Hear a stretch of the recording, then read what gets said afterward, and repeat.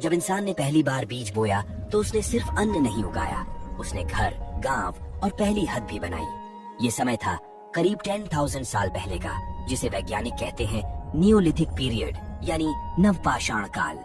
इसी समय इंसान ने खेती शुरू की, पशु पालने लगा और मिट्टी के बर्तन बनाए। अब वो एक जगह बसने लगा था। भारत में भी इसके कई प्रमाण मिले हैं, जैसे मेहरगढ़, पाकिस्तान, बुर्जहोम, कश्मीर और चिरांद, बिहार, जहाँ खुदाई में अनाज रखने के बर्तन, आग के चूल्हे और कंकालों के पास रखे गए पत्थर के औजार पाए गए हैं। लेकिन जहाँ खेत होते हैं वहाँ लालच भी होता है। अब खतरा सिर्फ शेर से नहीं था, कभी कभी पड़ोसी इंसान भी हमला करने लगता था। यहीं से शुरू हुआ हथियारों का नया रूप। अब वो सिर्फ जानवर से बचाने नहीं, गांव की रक्षा और दूसरों को डराने के लिए भी इस्तेमाल होने लगे। भाला, जो कभी शिकार का साधन था, अब गांव की रक्षा का प्रहरी बन गया। धनुष बाण, जो जंगलों के शिकार में इस्तेमाल होता था, अब गांव की सीमा पर पहरा देने लगा। अब इंसान ने दीवारें बनाई, घेराबंदी की और सबसे पहले समझा कि अगर समाज बनाना है तो रक्षा का इंतजाम भी जरूरी है। जैसे जैसे गांव बड़े हुए, वैसे वैसे कबीले, फिर गुट, फिर राज्य बनने लगे।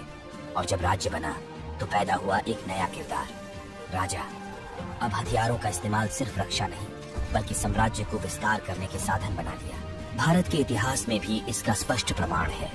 मगध, कौशल, अवंती जैसे प्राचीन राज्यों में हथियारों का उपयोग सेनाएं बनाने, सीमाओं की रक्षा और राज्य विस्तार के लिए होता था।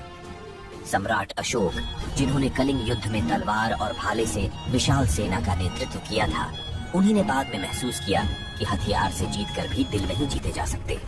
इसलिए उन्होंने हथियारों को त्याग कर धम्म और अहिंसा को अपनाया। यानी अब हथियार सोशल सिक्योरिटी, कल्चरल प्रेस्टीज और पॉलिटिकल पावर सबके केंद्र में आ चुके थे। अब युद्ध केवल अस्तित्व के लिए नहीं, बल्कि वर्चस्व के लिए लड़े जाने लगे थे। और यही था वो मोड़ जहां से हम प्रवेश करते हैं धातु युग और ऑर्गेनाइज्ड युद्धों के दौर में, जहां हथियार बने